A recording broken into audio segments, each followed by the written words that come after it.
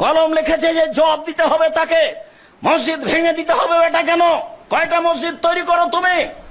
তোমার আস্ফালন মানুষ দেখতে না পারলে আল্লাহ দেখতে পাচ্ছে। তুমি সাবধান রেখো, তোমার বিচার আজ হোক আর কাল হোক হবেই। তুমি কোন চরিত্র দেখাতে চেয়েছো?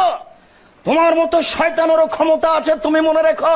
মসজিদের মর্যাদা, এই মসজিদকে মানুষ ভেঙে দিতে পারে। পশু প্রাণীর চরিত্রের অধিকারী মানুষ, হিংস্র প্রাণীর চরিত্রের অধিকারী মানুষ, হায়ানার চরিত্রের অধিকারী মানুষ, মানুষের মসজিদ ভেঙে দিতে পারে। কত ন্যাক্কারজনক, নোংরা, বর্বর চরিত্র হয়ে কাজ করতে পারে। সকল মানুষের ফতোয়া মাসলা একরকম নাও হতে পারে। হাজারো লক্ষ নোংরা ন্যাক্কারজনক ফতোয়া দিয়ে ফেকার বইগুলি পরিপূর্ণ করা আছে, তলিয়ে দেখার প্রয়োজন মনে করা হয় না।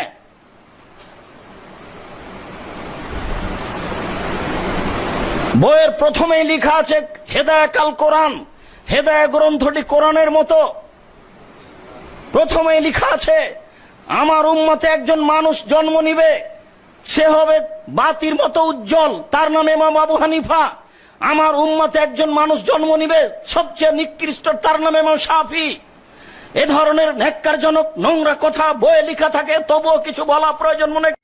কলম লিখেছে যে জবাব দিতে হবে তাকে, মসজিদ ভেঙে দিতে হবে। এটা কেন? কয়টা মসজিদ তৈরি করো তুমি? তোমার আস্ফালন মানুষ দেখতে না পারলে আল্লাহ দেখতে পাচ্ছে। তুমি সাবধান রেখো, তোমার বিচার আজ হোক আর কাল হোক হবেই। তুমি কোন চরিত্র দেখাতে চেয়েছো? তোমার মতো শয়তানেরও ক্ষমতা আছে, তুমি মনে রেখো। বেশি বাড়াবাড়ি করলে ইহকালও টিকতে পারবে না, পরকালও টিকতে পারবে না। মসজিদ ভেঙে দিতে হবে কেন? নোংরা, ন্যাক্কারজনক, পশুর মতো, হায়ানার মতো চরিত্র নিয়ে কতদিন তুমি বেঁচে থাকতে চাও?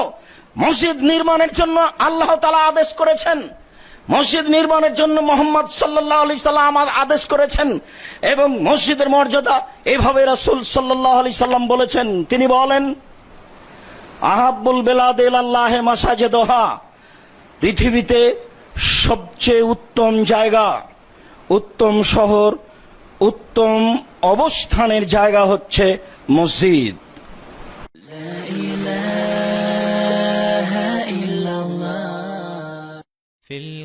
في القلب مشاعر أخفيها قد أشرقت الشمس عليها عن خطط لم أعبأ فيها ستكون بأيامي فرقا فحياتي قبل الحلقات تيه بضياع بشتاتي